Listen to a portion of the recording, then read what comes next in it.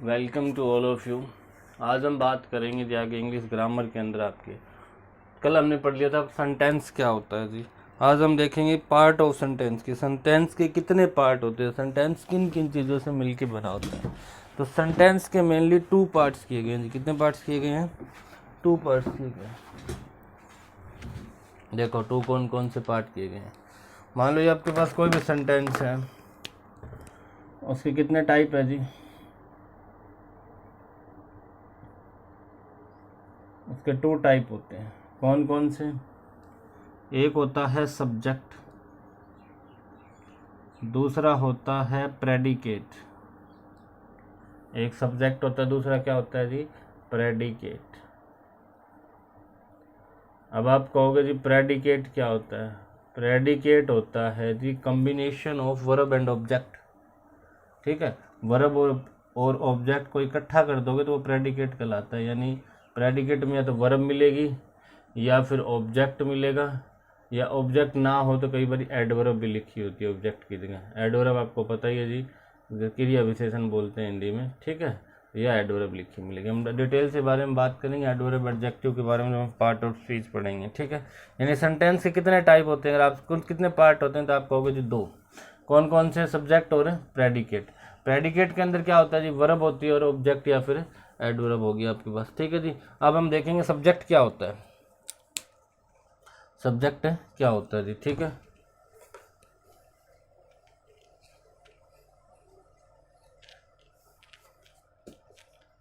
आगे लिखो जी सब्जेक्ट के डेफिनेशन। ये सब्जेक्ट किसे कहेंगे हम? क्या हर सेंटेंस में सब्जेक्ट होता है? क्या हर सेंटेंस में ऑब्जेक्ट होता है? तो सब्जेक्ट और ऑब्जेक्ट की पहचान बनना बहुत ज़रूरी होती है। ठीक है, जैसे एग्जाम आपका पास है, सब्जेक्ट की डेफिनेशन लिखोगे आप। Sorry, the subject of sentence is the subject of sentence is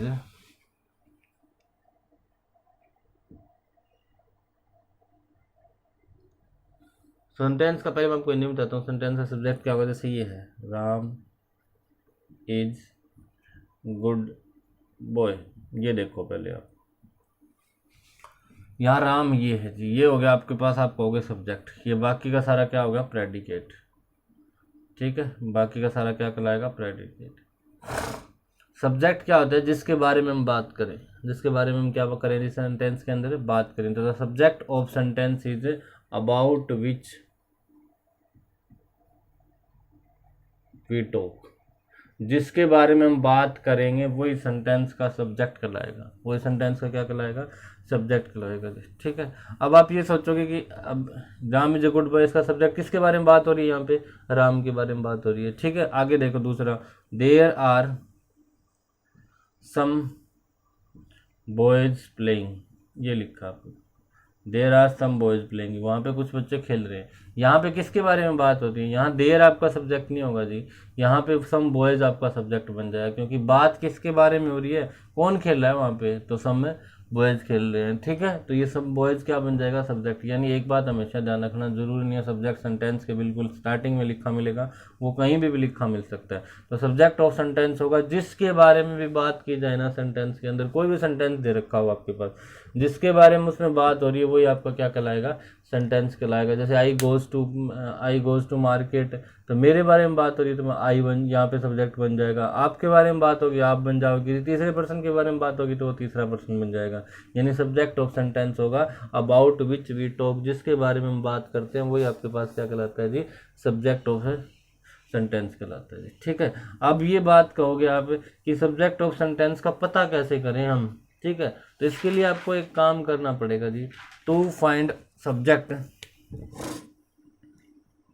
to find subject, अगर सब्जेक्ट को फाइंड करना हो तो क्या करें? Ask what from verb, ask who from verb, sorry who from verb. जो भी सेंटेंस में वर्ब दी हुई है उससे हु का आंसर पूछ लो। हु का मतलब कौन, हु का आंसर जो होगा वही सब्जेक्ट का वही सब्जेक्ट होगा आपके पास सेंटेंस का। जैसे मैं और कोई सेंटेंस ले लूँ, ही इज प्लेइंग क्रिकेट, यहाँ पे वर्ब कौन है जी, प्लेइंग। वर्ब कौन है यहाँ पे, प्लेइंग। प्लेइंग का मतलब होता है खेलना। तो मैं हु पूछता हूँ इससे, हु का मतलब होता है कौन, हु का मतलब क्या होता है, कौन। हु प्लेइंग, कौन खेल रहा है, आंसर आएगा ही। तो ही क्या बन जाएगा, सब्जेक्ट। यानी अगर किसी भी सेंटेंस का अगर आपको सब्जेक्ट पता करना है कि इसका सब्जेक्ट कौन होगा, आप वर्ब से जाके हु पूछ लो, हु का आंसर पूछ लो। हु मतलब कौन का आंसर पूछ लो जी, कौन खेल रहा है, कौन नाच रहा है, कौन पी रहा है, कौन सो रहा है, कौन खेल रहा है। ठीक, अगर इन चीज़ों के बारे में आप, तो हु का जो आंसर आएगा सेंटेंस में से ही, वही आपका क्या कहलाता है जी, सब्जेक्ट कहलाता है। समझ में आ गया आपको बात। ये था जी आपका सब्जेक्ट क्या होता है। ठीक है, इसके बाद प्रेडिकेट क्या होता है वो देखोगे आप। आगे देखो जी, प्रेडिकेट क्या होता है।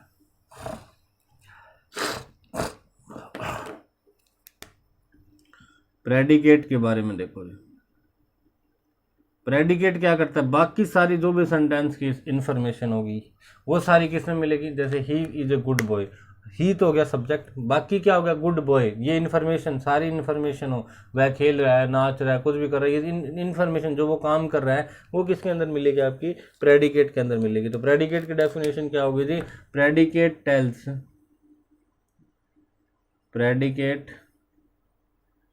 Tales something about the subject, something about the subject.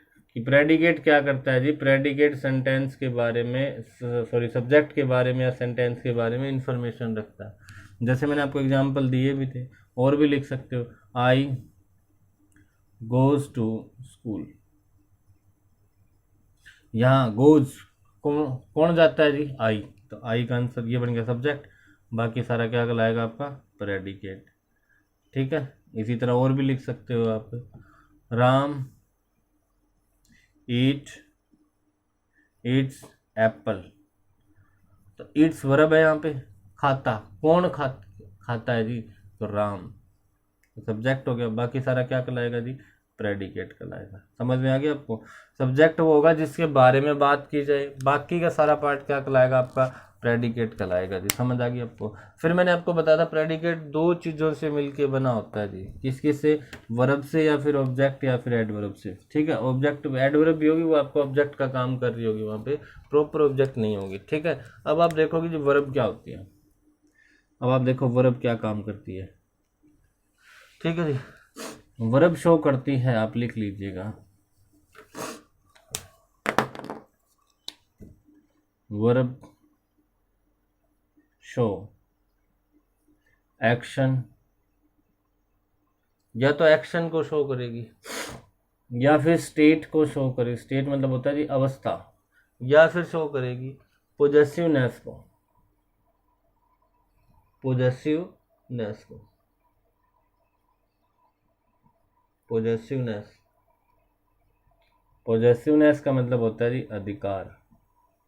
क्या मतलब होता है इसका, अधिकार। स्टेट का मतलब होता है अवस्था, एक्शन होता है कोई काम कर रहे हैं उसके बारे में। ठीक है, तो इन तीन चीज़ों के बारे में शो करेगी। ठीक है, जैसे मैं आपको ये कहूँ, आई एम टीचिंग यू, ये सेंटेंस बोल दिया मैं, आई एम टीचिंग यू, तो मैं क्या कर रहा हूँ जी, आपको पढ़ा रहा हूँ। तो मैं काम कर रहा हूँ कि नहीं कर रहा हूँ आपको पढ़ाने का। ठीक है, तो यहाँ टीचिंग ये क्या बन जाएगी आपकी, एक्शन वर्ब। क्या बन जाएगी जी, एक्शन वर्ब। ठीक है, I am a teacher, I am a teacher, मैं एक टीचर हूँ। ठीक है, यहाँ पे टीचर कोई वर्ब नहीं है जी, टीचर तो आपका नाउन बन गया। तो यहाँ पे एम बन जाएगी आपकी, और ये कौन सी बन जाएगी, स्टेट। यानी ये अवस्था को दिखा रही है कि मैं एक टीचर हूँ, मेरी अवस्था है कि मैं टीचर हूँ। ठीक है, समझ आ गई। आई एम टीचिंग यू, ये आपका एक्शन दिखा रही है कि मैं आपको पढ़ा रहा हूँ फिलहाल। आई एम टीचर, ये आपका स्टेट दिखा रही है, तो ये आपकी क्या बन जाएगी, स्टैटिक वर्ब बन जाएगी। और ये क्या दिखा रही है जी, आपका स्टेट दिखा रही है। समझ आ गई आपको। अब पॉजेसिवनेस कैसे दिखाती है, आई हैव ए मार्कर, मैंने ये बोला कि मेरे पास क्या जी एक मार्कर है, तो मार्कर पे मेरा अधिकार दिखा रही है कि नहीं दिखा रही है। तो मार्कर यहाँ पे नाउन है, और ये हैव क्या बन जाएगी यहाँ पे, पोजेसिवनेस। समझ आ गया आपको। तो वर्ब के अगर आपसे पूछ ले कितने काम होंगे तो 3 ही काम होते हैं जी वर्ब के, या तो एक्शन शो करती है, या स्टेट शो करती है, ठीक है जी, एंड या फिर क्या करती है, पोजेसिवनेस शो करती है। समझ आ गई आपको ये बात। तो वर्ब क्या चीज़ शो करती है जी, एक्शन, स्टेट या फिर पोजेसिवनेस। अब एक बात नोट करके डाल लीजिएगा नीचे, जो वर्ब एक्शन शो करे, जो वर्ब क्या शो करे जी, एक्शन शो करे, उसको मेन वर्ब कहते हैं जी। उसको क्या कहते हैं, मेन वर्ब कहते हैं, ठीक है। बाकी को हेल्पिंग वर्ब कहते हैं। तो आप लिखोगे, आप नोट डाल के लिखिएगा जी।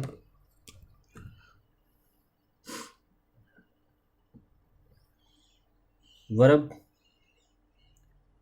विच show action is called main verb. जो वर्ब एक्शन शो करे वो आपकी क्या कहलाती है जी, मेन वर्ब कहलाती है जी। आई होप आपको यहाँ तक कोई दिक्कत नहीं होगी जी, ठीक है। हम वर्ब का आगे टॉपिक डिटेल से डिस्कस करेंगे जी, उसमें आप पढ़ोगे कि वर्ब क्या होती है, वर्ब की कौन कौन सी टाइप होती है जी, ठीक है। तो ये थी जी आपकी वर्ब के बारे में हमने पढ़ा। अब हम पढ़ेंगे जी ऑब्जेक्ट क्या होता है, ऑब्जेक्ट क्या होता है, ठीक है जी। आगे लिखो जी आप, ऑब्जेक्ट क्या होता है।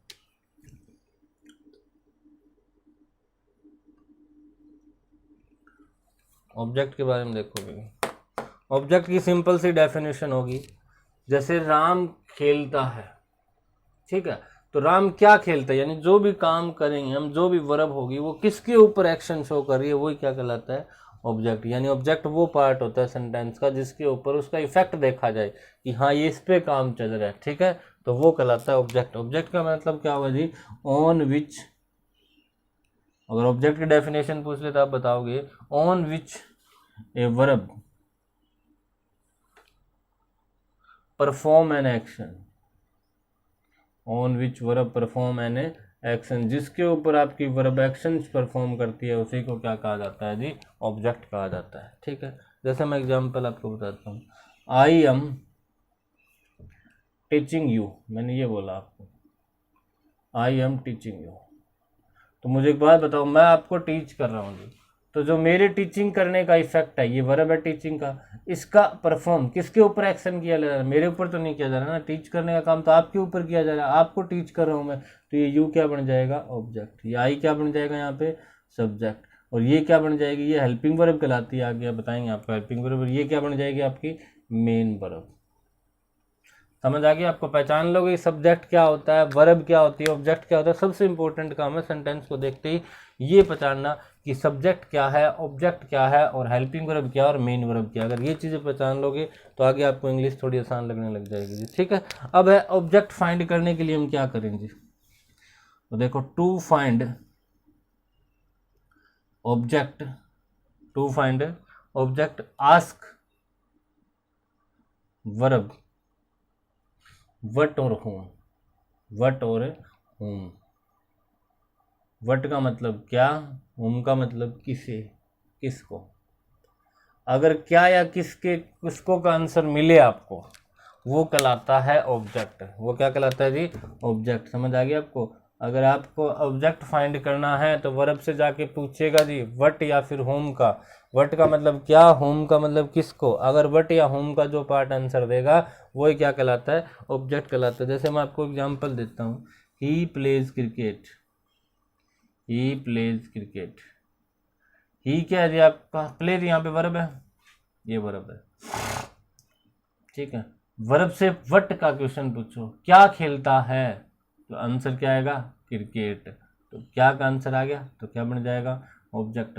कौन खेलता है, कौन का आंसर पूछेगा, हु प्लेज, तो क्या आएगा आंसर, ही, वह। तो ये क्या बन जाएगा, सब्जेक्ट। यानी कभी भी अगर आपको सब्जेक्ट और ऑब्जेक्ट पहचानना हो सेंटेंस में, आपको कभी भी कह दे तो पहले सबसे पहले वर्ब को पकड़ लीजिएगा और उससे पूछेगा जी वट और होम का आंसर दे। जो वट या होम का, चाहे वट का आंसर आए चाहे होम का आंसर आए। जैसे ऊपर वाले सेंटेंस में देखो, I am teaching you, I am teaching you, teaching main verb है तो पढ़ा रहा हूँ जी। मैं इससे पूछूंगा क्या पढ़ा रहा हूँ, क्या का तो आंसर मिलेगा ही नहीं। फिर मैं पूछूंगा हुम, किसको पढ़ा रहा हूँ, तो आंसर आप कहोगे जी यू, यू का आएगा आंसर। तो यू आएगा तो यू क्या बन जाएगा आपका, ऑब्जेक्ट बन जाएगा। समझ आ गया आपको। अगर आपको पता करना है ऑब्जेक्ट का तो व्हाट और हुम पूछिएगा, और अगर आपको पता करना है सब्जेक्ट का तो आप क्या पूछिएगा, हु पूछिएगा जी। ठीक है, अब आगे देखो एक छोटा सा एग्जाम्पल, आप जो बचपन से रटते आए हो एक सेंटेंस वो समझाता हूँ आज आपको। आप बचपन से रटते आए हो जी, आई गोज टू स्कूल, बल्कि मैं ऐसे लिखूं आई प्ले फुटबॉल। यहां मैंने टू फुटबॉल क्यों नहीं लिखा, ठीक है, इसका कारण मैं बताता हूँ। यहाँ मेन वर्ब आपकी गोज, यहाँ मेन वर्ब आपकी प्ले, तो मैंने वट का आंसर पूछा, सॉरी पहले मैंने पूछा हु गोज, कौन जाता है, तो आप कहोगे जी आई आंसर आएगा, तो आई क्या बन गया आपका सब्जेक्ट। फिर मैंने पूछा वट क्या जाता है, आंसर नहीं आया। फिर मैंने पूछा हुम किसको जाता है, तब भी आंसर नहीं आया। यानी यहाँ पे जो टू स्कूल है ये ऑब्जेक्ट है ही नहीं। समझ आ गया आपको ये बात है। यहाँ पे स्कूल क्या नहीं है जी, ऑब्जेक्ट नहीं है। ये ना तो वट का आंसर दे रहा, वट गोज क्या जाता है, आंसर नहीं आया। ना ये होम का आंसर देता है कि किसको जाता है, ये भी आंसर, किसको स्कूल को जाता है ऐसे थोड़ी बोलेंगे। कहाँ जाता है ये आंसर मिल रहा है, वेयर का आंसर मिल रहा है। किसका आंसर मिल रहा है आपको, वेयर का। तो जब वेयर का आंसर मिले वो हम आगे पढ़ेंगे, उनको कहा जाता है जी एडवर्ब ऑफ प्लेस। क्या कहा जाता है, एडवर्ब ऑफ ए प्लेस। तो ये यहाँ पर ऑब्जेक्ट नहीं है जी, एडवर्ब ऑफ प्लेस है। एडवर्ब ऑफ क्या है, प्लेस है। ठीक है, तो इस सेंटेंस में जब ऑब्जेक्ट है ही नहीं तो क्या इसका पैसिव वॉइस बना पाओगे आप, नहीं बना पाओगे। ध्यान रखना इस सेंटेंस का कभी पैसिव वॉइस भी नहीं बनता, जिनको बच्चों को पता हो पैसिव वॉइस के बारे में। बाकी आपके जनरल नॉलेज के लिए तो ये एडवर्ब ऑफ प्लेस और एडवर्ब ऑफ प्लेस को ऐड करने के लिए हम प्रीपोजिशन यूज करते हैं टू। इसी तरह यहाँ पे आई प्ले, प्ले मैंने पूछा जी कौन खेलता है, आप कहोगे आई, तो सब्जेक्ट मिल गया। मैंने कहा क्या खेलता है, वट फुटबॉल, आप कहोगे ये रहा जी, तो ये ऑब्जेक्ट है। तो ऑब्जेक्ट के साथ कोई प्रीपोजिशन नहीं लगाई जाती वर्ब को ऐड करने के लिए, बीच वाली आपकी वर्ब है ही। ठीक है, आई होप आपको समझ आया होगा जितना। अगर आपको इतना अच्छा लगा हो तो वीडियो को लाइक जरूर करनी है, जो कमेंट सेक्शन में बताना है। अगर आपको कुछ नया सीखने को मिला हो, अच्छा लगा हो तो कमेंट करके जरूर बताएं, लाइक जरूर करें जी, और सब्सक्राइब करना जरूर ना भूलें। आप आस पड़ोस में जो भी आपके बच्चे हो उनको बोलो चैनल को सब्सक्राइब करें जी, ज़्यादा से ज़्यादा मैक्सिमम शेयर करें। Thank you, have a nice day.